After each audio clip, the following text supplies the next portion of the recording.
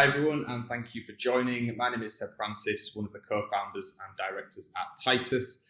As you will have seen over the past few weeks, we've been releasing videos, interviews and discussions with notable, respected, successful Black individuals from in and around the UK. So we've spoken with Marvina Newton, Black activist from Leeds, and a whole lot of stuff with Black Lives Matter and Black Pound Day. We've spoken with Jamie Lawrence, ex-professional footballer, now giving back and working with underprivileged kids in and around London and there else. And this week we chat with Isaac Eloi, who is a very newly qualified solicitor from in and around the Bradford region, and also done a whole load of work about networking and bringing together Black professionals within the legal sector in particular. So we have a really good chat, a lot about when he was in school, when he was at university, how aware he has been of his race and how aware perhaps others have been, and how those two worlds kind of collide a little bit, but really honest, open chat with a really good guy. So give it a watch and let us know what you think.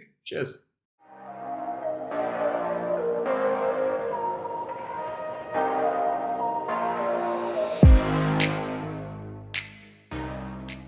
Isaac, thank you so much for joining us and chatting today. How are you doing?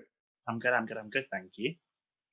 Good man. So as we were saying, what we're looking to do at Titus is really try to kind of share the conversations that we're having with various people within the community. We've very much tried to stick with kind of certain links to Titus. So in our case, we were just chatting then, we kind of grew up in a very similar area, probably a few miles apart from one another, and to hear your story as a young Black professional, and then we'll go into maybe just a few specific questions around kind of race as an overall, how that's impacted you professionally, socially, and crack on. So do you want to just do us a favour and start by telling us a bit about you, who you are, and what you're on with? Yes, so I'm Isaac Eloi, newly qualified solicitor. I grew up in Bradford, in West Yorkshire, and my family are from Dominica in the East Caribbean. So when I was growing up in Bradford, I was around like a lot of Dominican elders. So it was like I guess for my family, it was like a home away from home, so to speak. And in terms of school, I went to St. Bede's Roman Catholic Grammar School in Heaton. Love it. And more recently, I mean, I already know this, but share your news with us. Tell us about what you've just been on with this past couple of weeks. Yeah, so on the 28th, I qualified as a solicitor. So that had been quite a long journey. So I started that journey in about 2009. I was at school. So that was obviously like looking at the beginning of my A-levels, from the very beginning of my A-levels through to university, where I went to Sheffield. I did law with Spanish at Sheffield. I had a year abroad at the University of Valencia, and that was fab as well. And then I graduated and then started working as a paralegal. I was doing that for about 2.5 years. And I got my training contract quite early on in the beginning of that sort of paralegal ship, so to speak. And then I just continued through and started my training contract in 2018. And then I qualified this autumn. Amazing. Did you always know that you wanted to go down the path that you've eventually followed, or did it kind of come to you a little bit later on? Oh no, it was a bit of an accident. Now people also have it be an accident, but it actually really was an accident because I liked languages and I liked things that were, I guess, intellectual at school, but I didn't really know what I could do. And I think it's quite a problem, I think, across a lot of schools in the UK where students are either shoehorned into particular courses or they're just left to their own devices. And I felt like I was kind of stuck in between a bit of both, really. So initially, I didn't really want to go to university at all. And people didn't really take well or kindly to that, because I think if you're quite academic at schools, they kind of panic that you're going to like throw your life away if you don't go to university, and it's not necessarily the case. I'm glad that now we're seeing, more routes for people to do different types of things. But no, it was quite an accident. And I wanted to do something with languages. But people at school, I remember teachers, well, a couple of teachers anyway, making out that, if you did a languages degree, that you might struggle to kind of get a job in something, or you might not have any particular skills. And I think that's a big problem across like the UK education system, downplaying a lot of languages. So everyone in the UK will more or less be like monolingual, unless they're from, I guess, an immigrant background or their family speaks different languages. But then obviously your European counterparts, they speak their country's language, perhaps their regional language, and English. So they speak 3 languages and you only speak 1. And obviously now with the situation we've got with Brexit, it's quite a tricky one to kind of navigate. And I think it's a problem that we need to kind of plug. So for me, it was a bit of an accident because I wanted to do something to do with the languages. And then I was like, not sure how I'm going to go about it. And then I thought, well, I'll use, this is really funny how I did this. I was like, I'll use law as a, I think in my head, I had it down as like using law as a backup. I use law as a backup if like the languages bits don't really work. So that's how I ended up falling into it accidentally. And Sheffield was one of the few universities in the country that did law with Spanish as well. Amazing, top man. I've got a trip to Mexico coming up in about 6 weeks. I've been hitting Duolingo hard, but I've been calling you for some tips. No, amazing. And with, if you would just talk a little bit about that conversation with friends, family, parents, whatever, when you thought that you may not go to university, because you're right, it's very much a case of like, if you get good GCSEs, if you get good A levels, then you're expected to go to uni. And it's kind of a safe bet, and people don't almost want you to waste that academic skill or talent that you've got. But like you said, there's a lot of other paths. So how did that conversation go with friends and family? I remember it all being quite aggressive at the time when I said I didn't really want to go to university. People just didn't. I think at the time. How old was I? Yeah, at the time. So it was, I guess, still under the Labour government where they wanted obviously a lot of young people to go to uni. So there was a huge drive for like every person's child to be able to go to university. So I was kind of like, my mindset was a bit out of lockstep with that in terms of, I guess, how I sort of felt, or what I sort of felt I could do or wanted to do anyway. I was more kind of creative and I wanted to explore some of that.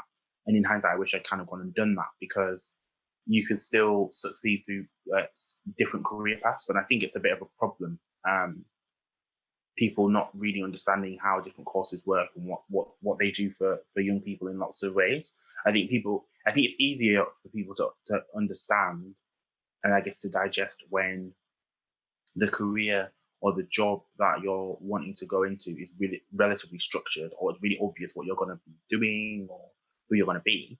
But it's much harder for people when you're having to navigate a path that isn't necessarily, it's not a path that people expect for people like you. So that could be obviously going into something like law, or it could be going into, I guess, any kind of job or profession where people just don't expect you to be in that. And that was, I think, a lot of the things I was battling with. And I think in the end, I kind of just capitulated to it all. Because I remember just not really getting like a lot of guidance from people. And it was quite jarring, just kind of thinking, I'm not thinking of doing this. And then people were like, I'm not really sure. And it's quite worrying that obviously a lot of young people end up in that position when if someone wants to do something and they feel that they want to do a particular thing, it's great, Imagine if you'd been dissuaded from doing what you're doing now, your life probably would be obviously completely different. So it's that sort of circumstance that I found myself in, and it was really hard to navigate. It was really hard to navigate, yeah.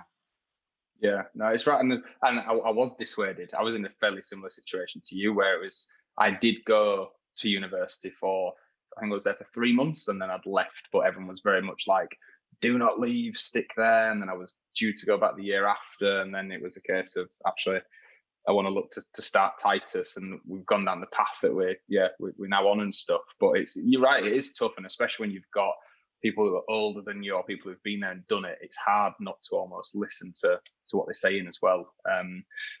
In terms of where you said about like where you might fit in or the path that people think you should take, race is not the be all end all, but do you think that came into any of those discussions or considerations, i.e. you don't fit the bill for this, so therefore we think you should go down a different route, or did that not kind of enter your thoughts or theirs, do you think?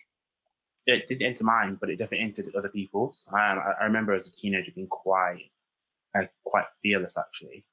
And over the last 15 years, people have slowly but surely just tried to do that. It's like they've got like a screwdriver or a knife into like your confidence and whatever you want to do, and they're just doing that slowly, twisting it again and again and again. And that's exactly what I remember it being like.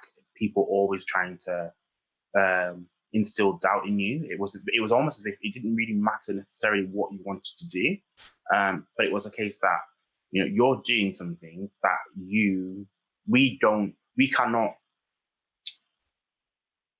I'm trying to think of a way to describe it. It doesn't fit into our DNA of what something for someone like you could be. So it doesn't necessarily obviously have to be law. It could be entertainment. So when I was at school and as a child, and then in my teens, I kind of did drama and musical theatre linked with dance as well. And that was really tricky to navigate. Like a lot of people just don't expect. And I think it's a big problem across Britain specifically, more than I guess you might find if you look at like America, where you've got like a wealth of people who are encouraged to perform in certain things culturally. Whereas in Britain, it's very much, it might be something you do as a child to build up your confidence, but it's not a career. And so people often wonder where, we might get, where are, I guess, like the Black British dancers, or where are the entertainers or the singers or whatever. And I'm like, as someone that was in that sort of as a child and teen, I was very much, as I got towards the end of my teens, very much discouraged from being in that world. And, you need to go get a real job. But then it's funny, people always encourage you to go and do that, but they never tell you about what it's like navigating the real job that they tell you to go and do, because you're by yourself, more or less. And that is actually really hard to navigate. But it absolutely did have, it definitely had an impact on sort of how people perceive things towards me and what they thought I should be doing. I know if I was like one of the white guys I was at school with, there never would have been, never would have kind of been a factor that would have popped up. And it only might have been a factor if, say, for example, they were less academic. But I remember having to sort of battle like a lot of things. And I've always had to sort of do this. I'll probably get onto it in a bit, but I've always had to be battling people for help and support, like all the way. Like all the time, from school, from the beginning of my schooling, all the way through to the present day. I always have to fight just to be, given a bit of help. It's very much, you're just left to sink and swim. And I remember that very, very distinctly. Yeah. And it's funny about the arts piece that you mentioned, the music, the dance, the rest of it. That was, and almost it being like not a proper job. I know there was quite a bit of like backlash when they were talking about the essential jobs and non-essential jobs. And then I'm sure I saw a post the other day, and it was something along the lines of, next time there's a lockdown, or if there's a lockdown, then sit there, don't read a book, don't listen to music, don't watch Netflix, don't do this, don't do that. And then all of a sudden you realize just like the arts that people would class as, like you said, non-essential or not proper jobs, and just like how it just like infiltrates everyday life everywhere. So it's a really good point, is that one. And as for that point, so it's sad to hear, it's upsetting to hear, it's frustrating to hear, but what you say about people turning and twisting your confidence and saying no and pushing you down, and how did you deal with that? Because I think there's probably a few roads, isn't there? There's a case of like, well, I'm not good enough, so I'm not going to go do it. There's a kind of complete opposite where you can like use it as my fuel. You might though suppress it and it comes back out later. So how did that kind of like manifest for you? What was your reaction to it? I did all of those things in lots of ways. I think I was kind of like powering through a lot of things as a teen. But I don't think I ever stopped to just figure out what was going on or why. And I think as well, for like a lot of young Black people, like at school and obviously in education, I don't think people often sit down and ask the person how they feel. It's very much, you have to deal with this, that, other people don't have to deal with in the same way. And you just have to deal with it and not acknowledge the mental impact it has on you, that you're always obviously very different to other people. And you're always treated differently to other people. And you always have to sort of navigate things that other people just never have to think about doing. And not have I think a lot of people have just gotten used to, especially like in my family and my wider community, have gotten used to just dealing with things, but no one really does deal with it. So, it's easy to say this is what life has always been like, and you just have to sort of deal with it. But the point is you're not dealing with it well either. It was hard because I think people forget, when you're at in between, I guess, the ages of like 12 and 18, 19, especially in terms of schooling, you're going through an immense amount of pressure that even afterwards, like I've never had to face the mental pressure that I've had to do or face between the ages of 16 and 19. I've never had to face it again. It's completely different and it's very, very unique. And I don't think enough is kind of put on how navigating that system in and of itself is stressful. And then obviously, like for a lot of Black young people in the UK, obviously specifically, the lack of support there is really, really tough, and it does have an impact on your confidence level. So you may obviously have doubts, like everybody has doubts about doing a certain course or thinking that they might do a particular thing. But when you're having to battle all of the other things that you have to deal with as well, it's people not thinking that you should do anything really, because ultimately a lot of people want you just to fail. And if you don't fit into that image they have of just being a Black boy who fails, then you're almost like it's literally, it felt very much like you're an aberration. Like people really do not like it, and so the challenges you have are very, very tricky. So for me, I used it as sort of, I guess, a kind of fuel, but it ended up feeling quite lonely, because in terms of like I think about at the time, in terms of sixth form, I think I was only like one of 2 or 3 Black boys, I think. And one was like a year above me. And I think, so I was very much I've always sort of been by myself, so to speak. And so it's quite hard to just sit and deal with an experience that no one else has to really go through. You get used to kind of being by yourself in lots of ways. Socially, personally, I've always been used to that. It's probably not necessarily the most healthy thing, but I don't have a choice. Ultimately, I don't really have much of a choice.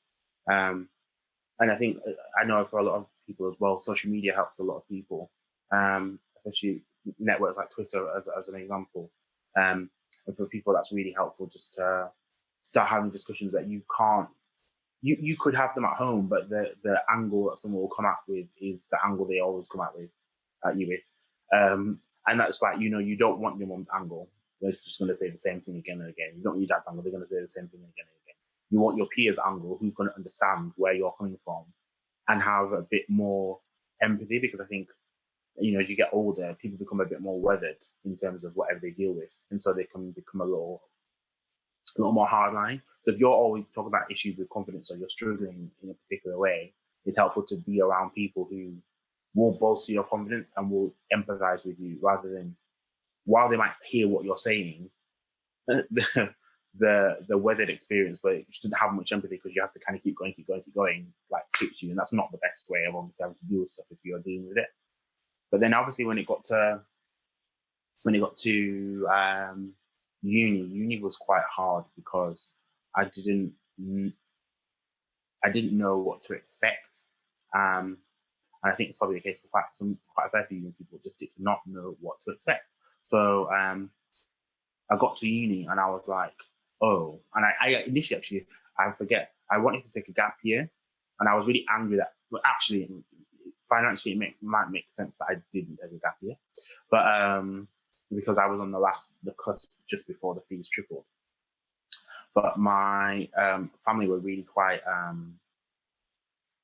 they weren't keen on the gap year thing. This was before the fees, but it's because mentally I was shattered. I was mentally shattered, and I don't think a lot of people understand that. So, like, I know for a lot of people whose families like in situations like mine, where if they went to uni, but as an adult, not as a child or teen rather, that's a completely different experience when you're going as a mature student if you've got a family compared to leaving your home at 18.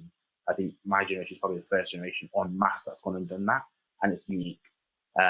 So it was really quite tricky fitting into that experience, and then realizing I worked so hard to get to where I got to, and then getting to uni, and all these people are talking about how their parents have got, family homes here, or they've got holiday homes there, and they've got these holidays and and I was like, wow, we are from completely different worlds.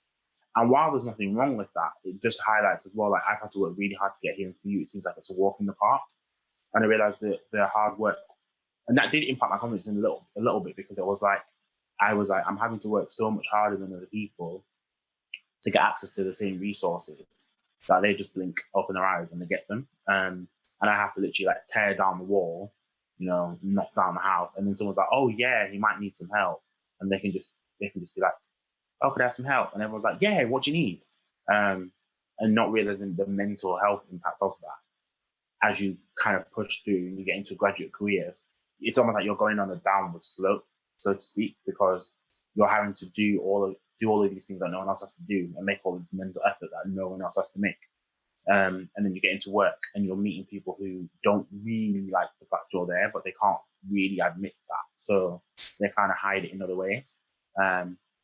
Especially with other Black junior lawyers I'm around and speak to, they say things like, I really feel a bit caged in, as if, I feel very much like I know people do not want me here, and they've made it really clear they do not want me here, but they're not openly saying it. They're just not doing certain things that they do to other people. Oh, I just get treatment that other people don't get. Or, people offer me to make drinks for someone, and then they forget that I'm there. They always make it really clear that I'm just not wanted. And over time, that does harm your confidence. And I think it's linked to, I guess, the arts discussion where, you've got people on my parents' generation, or not really my grandma's generation, perhaps my parents' generation more so, because I think my grandma's generation acknowledges that, when you get older, it's about doing what you want and what makes you happy. But my parents' generation are really wedded to the idea of having like stable jobs, but there's no such thing, in my opinion, as having a stable job, one, at all, and two, especially when you're a Black person, especially in the UK, it's just not a thing. It might seem stable to you, but like, as we're seeing at the minute, like, I know a lot of people that are just in the midst of redundancies and they were in stable jobs. So there's no such thing. So I think all of that sort of links in. And I think, if you want to go and do something that requires a lot of confidence, and you're around a lot of people who have systematically been weathered down in terms of their confidence and what they think you can, and we as Black people can do and achieve, then that will also impact how you feel. And that was definitely the case for me. Yeah, absolutely. And with the points there, Syed, and cheers for opening up as well and just being really honest about it all. But through school, obviously, it sounds like there were some pressures, that it was tough. And I think even like you said, and again, I was in a similar-ish situation where you're kind of one of 2 or 3 Black people within the year group or the school or whatever else it might be. That was obviously different. You felt like, well, you didn't feel you were a minority. I was a minority. Like, it's only 2 or 3 Black people out of 200. Then that's just the case. And then through uni, tougher, particularly because maybe some of the more privileged backgrounds other people had. With what you were saying thereafter in terms of where you're wanted, where you're not wanted, has that carried through then into the legal sector that you're now in? Is that what you're saying? And if so, what do you think maybe needs to change within that sector to kind of see some improvement? Yeah, it has carried through. I was going to laugh when you said that. When you asked that question, I was going to laugh because it absolutely has carried through.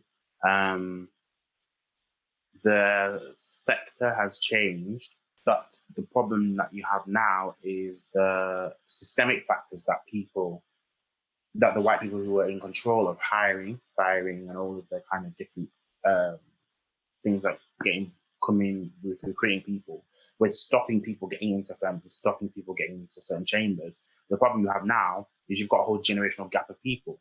So you've got a whole bunch of young people of my generation, younger and slightly older, who are understandably angry at the fact that there are not enough people who look like them in the profession and can bring those perspectives into doing their day job and things like that. And then you've got a whole side of the sector which is sort of feeling a little guilty about it, but they feel that they need to do something about it, especially in the context of this year, but they don't really want to do anything about it because they don't really want to help and fix the problem. So they have a public face and they say, oh, we're all diverse and inclusive. And then, you look at the diversity as an example, and it looks like a small village in like the northeast of Scotland as an example, where there's no diversity whatsoever. So a lot of it, and I really like the energy a lot of young people have, where they are absolutely on the neck of these firms because they're like, you are lying and we're not going to take it anymore. And you keep saying that you're doing this and you keep saying you're doing that, but you're not. And I've seen quite a fair few young people as well hop some firms up on social media. Not so much LinkedIn, they're doing it on Twitter, where obviously it's kind of like the chamber of young people, especially if they're trying to get jobs and things like that. So it damages the image of them even more, or keeps the image in mind of people who are trying to do things like that. I know people do see it.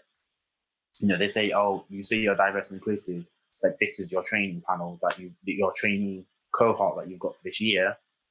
I don't really see any diversity there, Yes, it's sure you've got diversity in terms of gender, but the women you've got are all white, or and that's what we are seeing still in some kind of quarters. The sector has changed now in terms of it's become globalized. So you've got diversity in terms of different nations and across different types of firms. But the problem you've then got as well is you've got homegrown talent who are just not getting jobs. So, you've got firms that are all up and headquartered in big UK cities, many of them obviously in London. Young Black people will watch these buildings while from the time that they're younger to the time that they're like my age. And then they will just know that is a firm that just does not like people like you and it doesn't hire people like you. And, the firms often like to say as well, we don't get the applications from people. And that's not true, they do. The problem comes when the person meets your face. I have it all the time. They will look at my CV and they might say I removed the Black Men Law Network. They would probably have no idea who I was. And then they see my face and they're just not particularly keen that I'm there.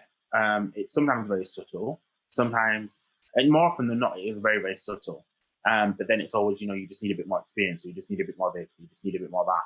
But if I was a white guy, I just would never get these kind of questions. Or I'd never get those kind of comments or feedback back from people. And in terms of looking at solicitors specifically from the training level to the qualified level, the biggest gap of attrition where people leave the profession is there for Black people. So there's a very specific problem. So what firms will do to get the training numbers up and to impress people, they'll have loads of people at the training level, especially in the large international firms and the global firms. And then when it gets to actually giving people jobs to get their careers properly started, all of a sudden there's no money for them. All of a sudden there's no job for them. All of a sudden there's just no opportunity for them. And then it continues further. So you get people who are going through the pipeline and the numbers are just going like this as you go down. And you get to partner level where I think looking at the numbers of partners in, I want to try and remember the figure. It's less than 20, I know that for sure. I want to say 8 out of 800 partners in Magic Circle firms are Black. So it just continues. And people are in environments where the firm will say it's diverse and inclusive, but they don't make any provision to fix that for Black people specifically. So a lot of firms got caught out this summer, and I was quite happy to see them get caught out, where they struggled to have any kind of, some didn't say anything, some put out some statements, and some put out some stronger statements, some weaker statements. And all of the Black legal professionals were just looking at them all like, because you're saying all of these things, but you're not doing anything at all to fix the situation that you have caused, because you can fix it. So if I say to them, oh, I want your training intake to half of those trainees to be black, people look at me in shock. But I'm like, but that's what I see every day. It's not shocking. It shouldn't be shocking. And that's the problem you've got. They don't seem to feel a need to fix the problem that they've created themselves. So there are people obviously doing work in the sector, like us in the Black Men in Law Network, the Black Women in Law Network. There's the Women in the City African Caribbean Network, Urban Lawyers, the Black Barristers Network as well, doing lots of different types of work. But if it weren't, and the Black Solicitors Network, of course, who have been going for over 20 years. But if it weren't for, those people doing that work, I don't really think anything would have changed. And it's not like people don't know that there's a problem. They're just kind of putting their head in the sand in a way, because I think if they acknowledge there's a problem, but then they have to obviously do something about it. And then you have to really balance and shift and change in power. So certain people will get put for partnerships, certain people will get put up for certain kinds of roles, and it means other people then won't get them. And that's the side that people I think are not particularly comfortable with. That you're going to have to see someone like me be someone else's equal, and people just do not like that. Yeah.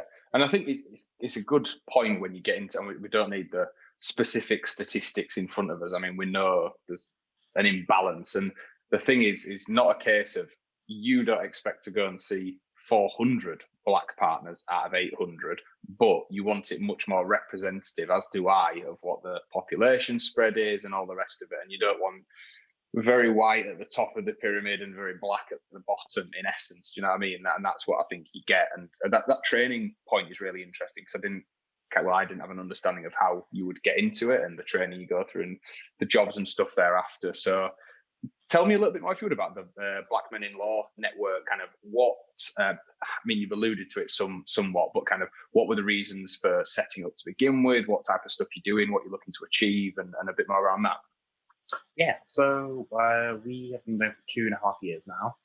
We started up because we recognised that there were more black women coming into the profession than black men at a significantly higher rate, and there's a problem there, because something is meaning these black guys are either not getting through the pipeline or they're just not applying. And either is disturbing. So one is obviously, they're both systemic factors, but one is might be more individualized in terms of what's happening in certain firms, as an example, or systemic across the whole board. But then you could have another thing where the guys are sometimes not even applying to either do law at uni or have the conversion courses to, convert a non-law degree into a law degree. And get that sort of skills and experience before you start training. All of that's just not happening for these black guys in the UK. There's a problem, big problem. And we start to realize that when you look at the gaps of people, especially with how the profession is stratified, so you've got, you basically got people who start their training in lots of different ways. So when they come through,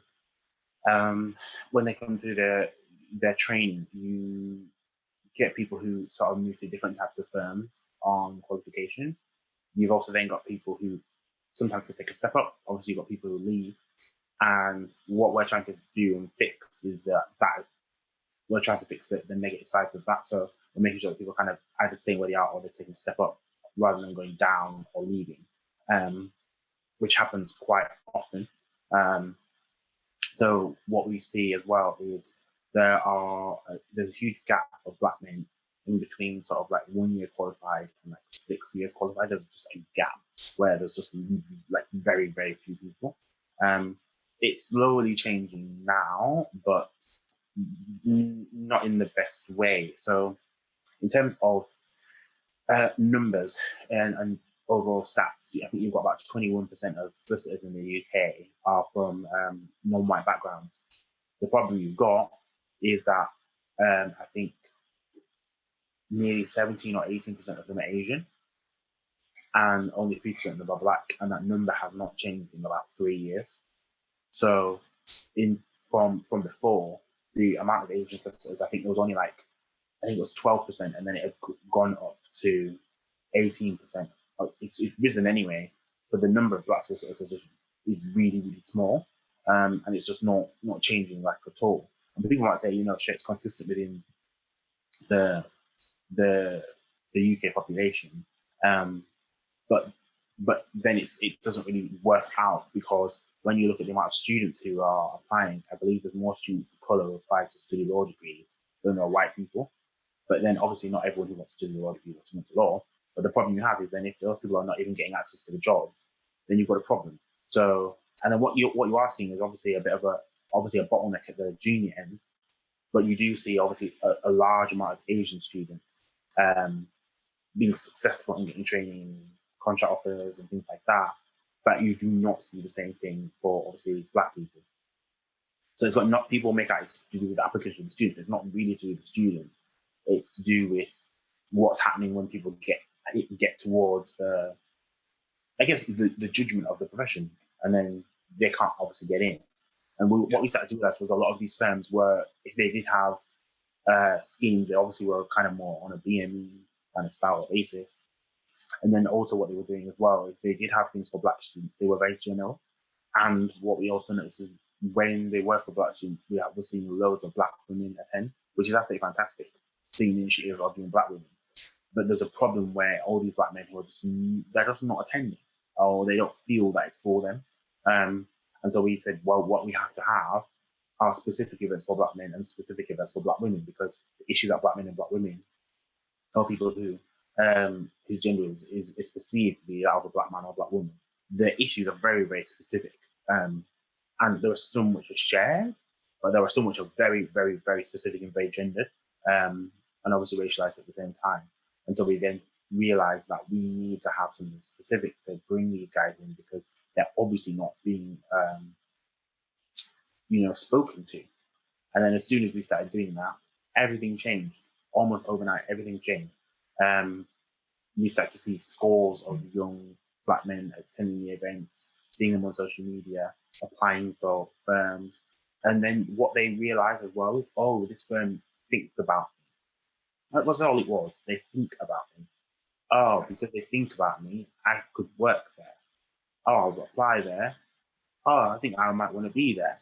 And that was it. It wasn't hard. So people often ask, how have you managed to do all of this? How have you managed to change this? And how have you managed to do that? And I said, we didn't do anything.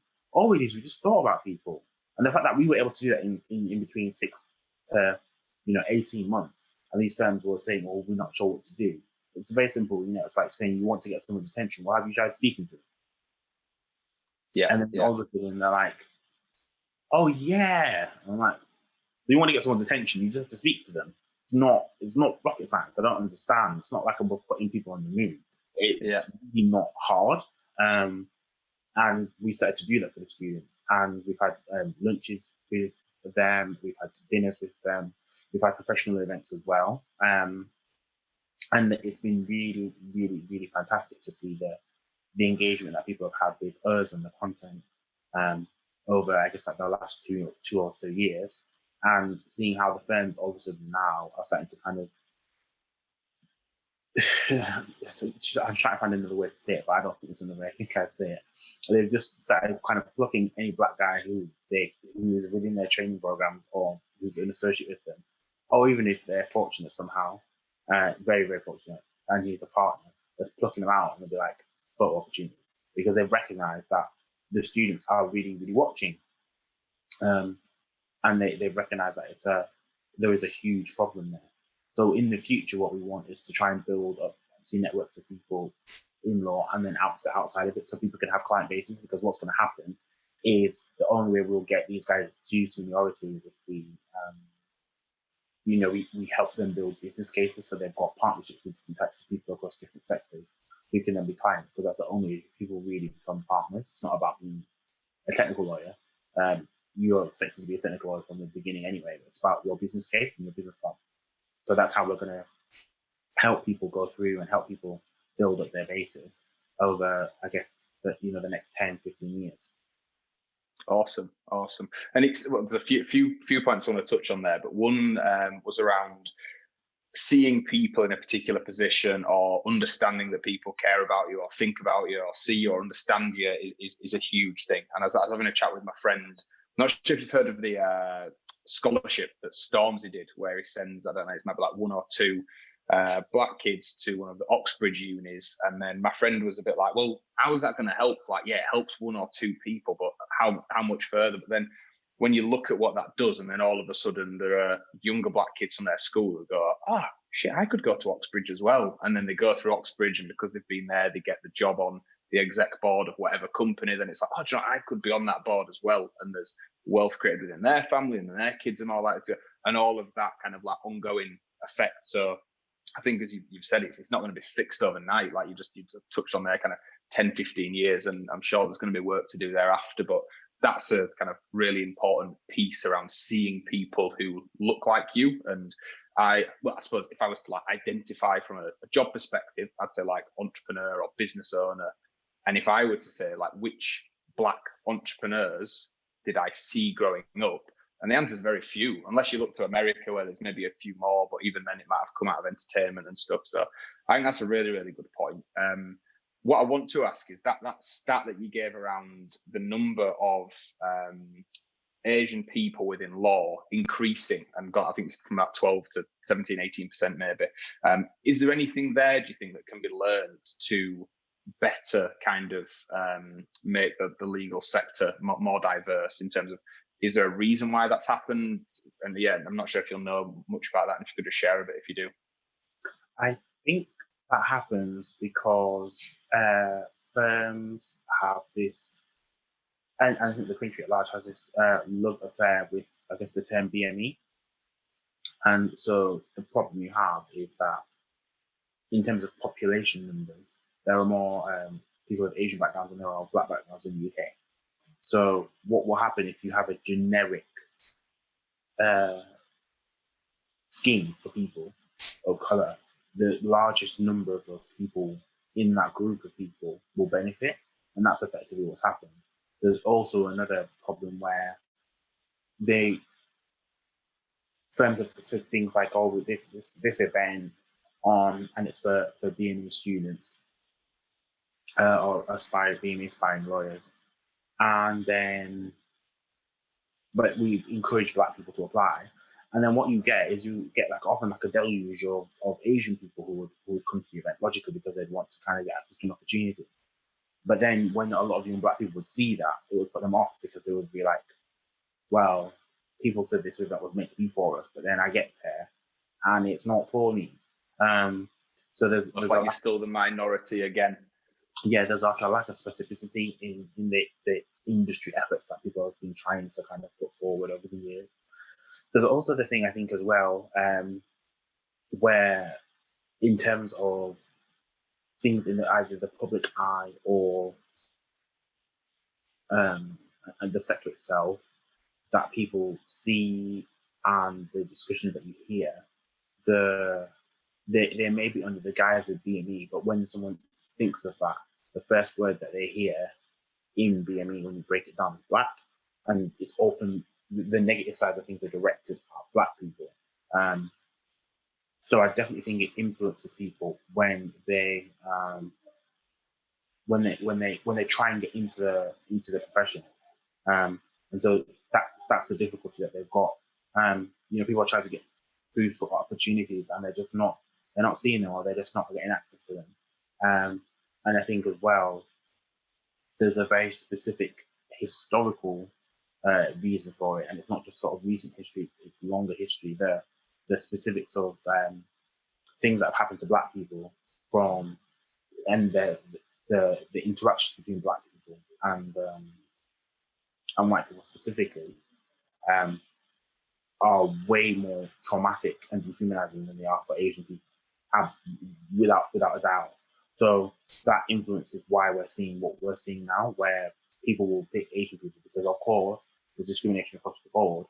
But in terms of the issues that happen to black people, it doesn't matter what religion a black person is, as an example. The reason people do not, like black people is very much linked to the fact that, you are black. It's not to do with, there's nothing else. You could be a black person of any religion, you could be from any particular country, you could be from anywhere. It's linked to the fact that you have a particular heritage and skin tone. And people will just always push against that, irrespective of where you are. And you see it repeat itself again and again and again in lots of firms. So they will, they capture it in terms of BME because it makes it easier. But then when you break it down and you look at certain places, I know places where they might have like 1,000 employees and like 200 of them are Asian and there's only like 7 Black people. There is something very clearly going on there where they're only hiring. If they do make hires, they're not hiring Black people, or Black people are. I know actually, I was going to say Black people aren't applying, but that's not really true. I hear a lot of people apply, but they just don't get through. And I definitely think it's the case that when people see what someone looks like, they have to, or anything that they have in their mind, which is negative about Black people, will always come out. They might like the person, they might have a great set of experience and skills. They're just looking for someone with a bit more. The standard becomes higher when you're a Black person, and I think that's part of the issue that a lot of people are seeing. So you could have the best CV in the world, but it's just not good enough. Whereas your white peer, if they had your CV, they'd be an instant hire, and that's what you're seeing as well. Yeah. Which brings me on quite nice actually to this whole idea of unconscious bias as well. I think sometimes it will be very conscious, other times it will be completely unconscious, and it's something we've talked about internally at Titus, and something with you've all had to look in the mirror, myself included, and ultimately we all hold unconscious bias. It might be for different demographics, be that the gender, the race, the religion, the age, the accent, it could be absolutely anything sort of thing. But what are your thoughts around unconscious bias and how that impacts things, either within the sector or more widely? And it'd also be interesting to hear if you are aware of any kind of unconscious bias that you've had, or looked at that yourself as well. Yeah, obviously everyone has them, but they're for different reasons, obviously. So it's really funny because when we have these discussions, people often try and equate the thoughts I might have, the thoughts of, I guess, like a white person making a hiring decision, as an example, and then just not the same. So mine comes from being at the bottom of the totem pole, or in a generational perspective, thinking about life and always having the short end of the stick. Someone else's perspectives will come from the thoughts that they have of particular groups of people, which have been, they've been kind of programmed into thinking without often having any interactions with these people. Whereas, if, for example, if you're talking about Black people or people of color, and they're speaking about their experiences, or they have thoughts or opinions of white people, there's a very strong historical basis for why they have those thoughts and opinions. Whereas in comparison, we're seeing this year people speaking about, I guess, like the Black Lives Matter movement in things that you're seeing in Britain, and the extent to which you're seeing, I think, within like this decade, and maybe even the last, or maybe of all time, I think the most complaints that you've seen, that Ofcom have seen, I think, was to do with the dance that Diversity did on Britain's Got Talent. I think that just highlights the problem that you have. Yeah. You think about anything to do with Black people, those people with rage, and I'm like, that's not normal. Whereas in comparison, you could have people on TV and they do it all the time, and they all say things like, which is obviously super conscious. They'll say things like, they'll come up with some of the most racist things that you'll ever hear, or whatever it is, and that's normal, and that doesn't get any complaints. But saying Black people should be treated as people, and that is an absolutely shocking thought, and receives a small nation worth of complaints. That just highlights what we're talking about here. They're not the same. One set of thoughts dehumanize a whole group of people, and the other group of people who have certain thoughts have those thoughts because that group of people dehumanize you. So you see that kind of toss up going on, and it's interesting because when you have those trainings in like a work environment, people get really cagey about them because all of a sudden what's unconscious is not so unconscious or subconscious; it's very conscious, and they're aware that they think like this, and they've got no real reason to change either because the thoughts they have make up their makeup of who they are. You know, it reminds me of sort of guys and how men think of themselves and how you think of ourselves. If you didn't think about things yourself, about how you see yourself and, you know, learn and educate yourself, what you would see is, you know, how you see yourself is often in relation to what makes you not a woman. If you look at what men are like historically, so what makes you a man, people will give you sort of, I guess, certain, like, a list of characteristics, and you'll notice that they're almost always the opposite to what they think a woman is, rather than, oh, this is who I am as an individual. It's I'm and you're like, okay, so what is a woman? And then you'll hear them be like, oh, no, and it's an opposite. And it's the same thing when we're talking about, you know, things from like a race perspective, like how that influences people when they're at work, or when they're out and about in society. So it could be either walk into the building before and people have been like, do you work here? And I've been like, yeah, I do. Do you? And they're like, And I was like, I'm just going to work. What's your problem? But it's because this particular, in that particular scenario, as a white man, he believed as a white man, he has the authority to dictate who belongs in particular places.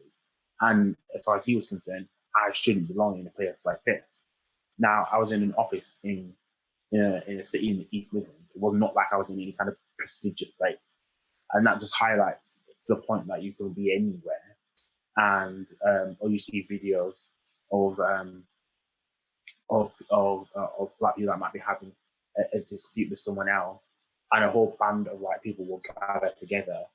They literally act like the police to stop this person doing a particular thing if they're doing anything, or to all act in unison, irrespective of what that person's doing, because they all believe and they've all been taught that they have the right to police black people, irrespective of what they're doing. And if they see another white person in a dispute with a black person, that white person is automatically in the right, and they must support them because that black person is doing something wrong. They're a threat. That is a historical way of thinking that obviously comes from, you know, colonialism and slavery, absolutely, because that is the thinking that we taught. So that's where that's the issue that I kind of see with I guess like bias, and where I don't think people dig down deep enough into it. I think they think it's, oh, I thought this really bad thing about someone, but it's not about looking at it in terms of, I guess, like good or bad. It's about thinking what things do you even think about. You know, when you see a performer singing performing on TV and they look like me, you know, will you go and get their record as an example? No, you probably won't. You might clap and go, oh, they're good, aren't they? And that's as far as it goes. Even if they make the same music or the same art or do whatever that a white person does, you'll go out and get their record, or you'll go out and buy their painting, and it will be the best-selling record of all time. But then if it comes to me, it might go platinum, I got double platinum, and that's as far as it goes, because you don't believe that I'm worthy of the purchase. And that's how deeply these things go. Like, people don't sit and think about it. They don't sit and think about which types of people get particular types of treatment. So there's people like me and people who are darker skinned than me get treated in a particular way when they're in the world. And there's people who are significantly lighter, as close as you can get to being light skinned or obviously white, and how they're treated in a much, much better manner. So, for example, I have discussions with black friends of mine who are much, much lighter than I am. Skin tone, like very, very, very, very, very, very, very, very, very, very, very, very light. And we will have discussions about certain things, and I'm like, my experience are completely different from yours. So you might talk about someone, you know, rejecting you, for an example, but when you speak about the rejection, it could be obviously in terms of the job, or it could be social, or it could be romantic. What I'm speaking about and what you're speaking about are completely different. So you're speaking about, the way you speak about it, it might be like a negative experience, but it's a blip. For me, it's not a negative experience, which is a blip. It's a negative experience, which is regular. This is just normal for me. So you can you'll see people go through certain things which are really, really to normal, or to people who have never been in this situation and are not normal for them. They will be like, this is just not a normal situation. It's really distressing. But then you have someone who's actually be like, this is normal for me. Like, I get the short end of the stick all the time, or I get cruelty towards people, whereas someone else might get a bit of a frown, whereas I get backed and screamed at as if I don't have feelings. So that's the extent of bias, which I don't think people look at. It's really, really deep. It's about how do you treat particular people who not just look a bit different to you, or almost like the polar end of the spectrum in terms of obviously physical appearance, in terms of physical features, and then obviously skin tone and the depth of skin tone, because we would never have that discussion, but they go hand in hand. For me, because I went to Catholic school when I was about a teenager, I always used to remember being indoctrinated with this thought that if I saw a pregnant woman, my hand would automatically dart to her hand. Okay. Yeah. Yeah, you get what I mean. I would automatically dart towards her hand. And then I was like, why do I keep doing that? Like, I'd literally, like, I'd see a pregnant woman coming towards me, I'd see a belly, and my eyes would do that. And I was like, why do I keep doing that? And I realized it's because the program I'd had in school was that if you're going to have a child with someone, you should be married. Yeah. And I was like, whoa, that's wild. And it wasn't necessarily something that I would judge anyone on, but it was always something that, like, I just acknowledged all of a sudden. I think I was about 15, and I was like, why on earth do I keep doing that? And obviously I was like, well, right in the middle of that sort of, at the peak of that programming at school. And that's an example of it. But what's really funny, because when we had that sort of training before, where no one really wanted to share their biases, and it made me think, if I shared that, then yours must be much worse, because you can't share them. The fact you're not going to share them means it's kind of really bad. It's not just kind of a bit awkward, really bad. We did some at work though, at Titus, and I might loop back as well to the different skin tones, because my dad's Jamaican, my mum's Brit. I mean, I think this light makes me look lighter, if I'm honest. But anyway, it's really interesting, because I've been aware of it, but maybe not thought about it as much. Of like, do I get treated as people with lighter skin than me that are black, the people who've got dark skin than me that are black? But that range of, and I chatted with a lady called Marvina Newton yesterday, and she spoke about that and was absolutely brilliant. But just back to that unconscious bias piece for a second, that's internally. We had a similar thing where we all did it, and it's like, who's going to speak? And then we just tried to make it as clear as possible that it's like, it's an open forum, and it is an unconscious bias. It is not somebody who has made a decision to judge a woman, whether she's married or not, when she's pregnant, or judge whether a black person should be in the building or not, or question his motives. So it's unconscious through parents, school, media, surroundings, friends, family, all the rest of it. But the team are amazing, like in terms of sharing stuff, and myself included, like quite like awkward stuff. But then one of the guys, Luke, had said, I always mess this up, but he'd said, do your best until you know better, and then do better. And I thought, boom, that like summarizes it really nice. Like, no one's perfect, but at second you can at least be aware and then reflect and then improve. That's all you can ask for. Sort of, if it's conscious, then that's a big issue. If it's unconscious, it's something you go like, how do we look and change it as well? So I'll tell you what, I mean, I could chat to you for hours, mate. I've really enjoyed this conversation. But one last question I will ask you is, obviously, I'll say congrats again on the news last week or last couple of weeks and qualifying. You've obviously got a whole way to go on your personal journey, professional journey, and all the rest of it. But for a young black student, a young black boy, young black girl who is super ambitious, looking to push on, and perhaps going through some of the stuff that you might have been going through when you were in your teens and stuff, what would be your words of wisdom, words of advice, words of comfort, whatever you want for those people? Whatever you want to do, go ahead and do it, because you obviously have a passion to do that particular thing. There will be a lot of people that will tell you not to do it. There will be a lot of people that will tell you to avoid trying to do this, trying to do that. A lot of the time, it's because they lack the vision to see where you could end up, and you never know where you'll end up. And if you keep pushing and doing whatever it is that you really want to do, and figuring out how you have to go through that route to get to wherever you want to be, how you have to fund that dream that you've got, just make sure you do that, because you don't want to get to a situation where, you know, you're in the middle of your life, you've got a lot of obligations, you've done everything everyone else has told you to do, and those people aren't alive anymore, and then you're left with the consequences of that decision that you never wanted to take yourself.